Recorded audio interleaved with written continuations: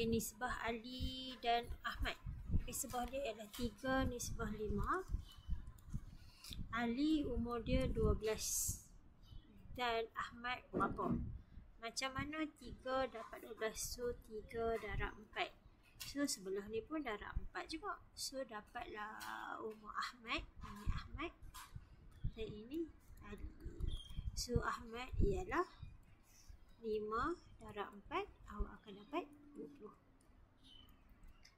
Next, 48 minit 2.4 jam dan 0.25 hari. 25 hari. So apa benda pun dalam bentuk nisbah mesti dalam unit yang sama.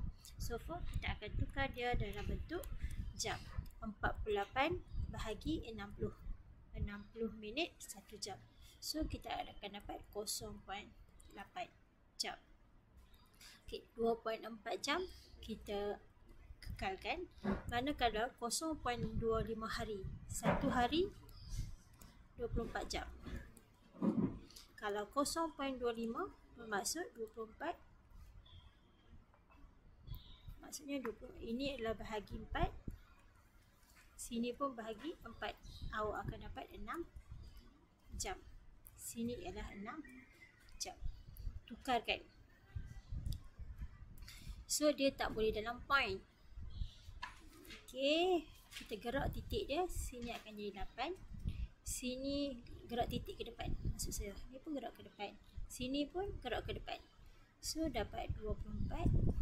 Sini akan dapat 60. Simplify dia, pemudahkan dia. Awak akan dapat sifir berapa ni? Kita guna sifir 4. So 4.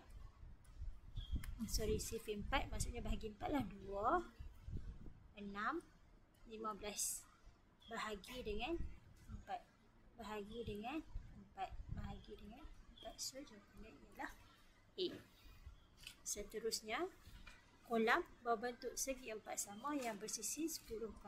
Sini pun samalah 10.8 sebab segi 4 sama. Dia tanya luas. Maka 10.8 darab 10.8. So awak dapat 116.64. Awak tekan kalkulator, awak akan dapat jawapan dia ialah C.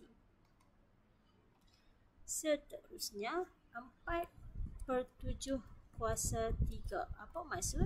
Maksudnya kita 4/7 ni darab sebanyak 3 kali. Darab sebanyak 3 kali. So jawapan dia ialah D.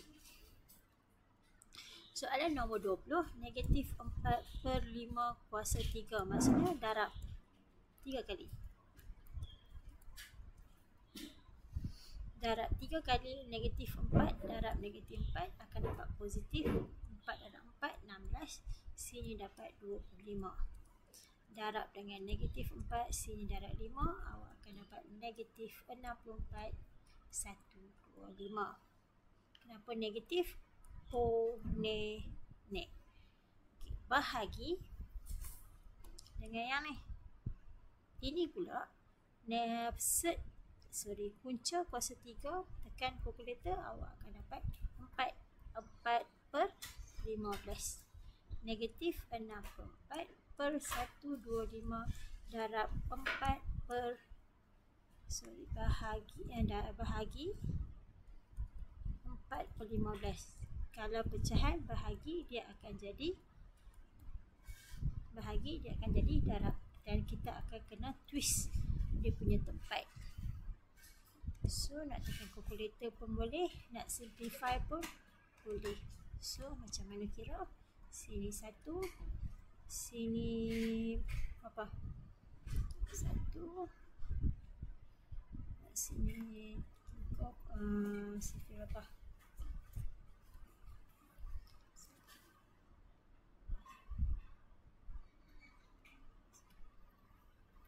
So sini 3, sini 25. Saya bahagi 3. Ataupun awak tekan terus sini 1. Sini dapat 16. So jawapannya adalah negatif 48 per 25. So jawapan dekat sini ialah tukarkan dia kepada pecahan campur 1, 23, 25. So jawapannya ialah